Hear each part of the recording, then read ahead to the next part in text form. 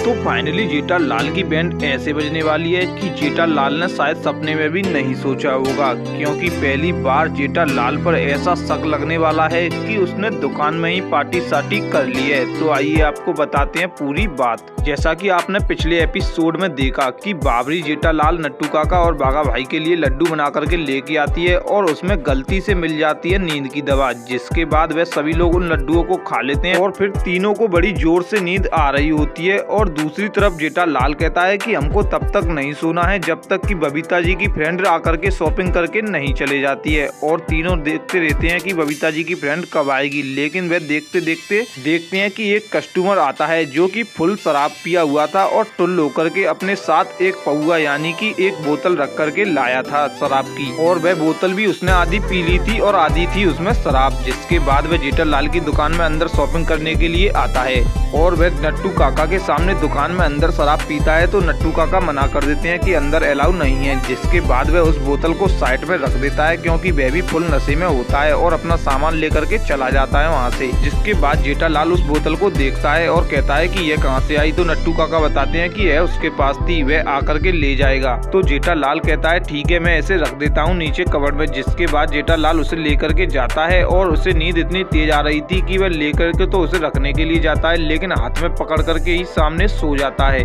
और इधर बबीता जी की फ्रेंड भी आ जाती हैं और देखती हैं कि बाघा, नट्टू काका, जेठालाल तीनों सोए पड़े थे और जेठालाल के हाथ में लगी हुई थी शराब की बोतल। जिसके बाद वह समझ लेती हैं कि तीनों ने पार्टी साटी कर ली है और उनका वीडियो बना करके बबीता जी पर कॉल करती हैं और बबीता जी को दिखाती हैं कि यह तीनों तो यहाँ पर पार्टी साटी कर करके पड़े हुए हैं बेरोज। और जिसके बाद बबीता जी को कुछ भी समझ में नहीं आता कि अब क्या होगा। अगर कोई कस्टमर आकर के पुलिस को शिकायत कर देता है या फिर उनका वीडियो बना करके वायरल कर देता है तो जेठालाल के लिए बड़ी मुसीबत आने वाली है। और फिर बबीता जी कहती है कि जल्दी से मैं अय्यर भाई को यानी कि अय्यर को बता देती हूँ, लेकिन अय्यर भाई का फोन आता है तो वह कहते हैं कि मैं मीटिंग में हूँ। जिसके बाद वह कहती हैं कि मेहता साहब को बताती हूँ, तो वह कहती हैं कि मेहता साहब को मैं नहीं बल्कि अंजलि भाभी से कहती हूँ। और अंजलि भाभी मेहता साहब को बताती हैं तो मेहता साहब सोचते हैं कि अब क्या करूँ। और जिसके बाद वह जेठालाल की दुकान पर जाने के लिए कहती हैं अंजलि भाभी और बबीता जी। जिसके बाद मेहता साहब कहते हैं कि बॉस को कोई बहाना बना करके जल्दी से जेठालाल की दुकान पर पहुंचता हूं। और दूसरी तरफ बबीता जी और अंजलि भाभी देखती हैं कि चाचा जी ऊपर से उतर के आ रहे हैं और वह पूछती हैं कि आप कहां जा रहे हैं। तो वह कहते हैं कि शगुन का सिक्का देने के लिए जेठा की दुकान पर यानी कि गड़ा इलेक्ट्रॉनिक्स पर ही वह जा रहे होती हैं।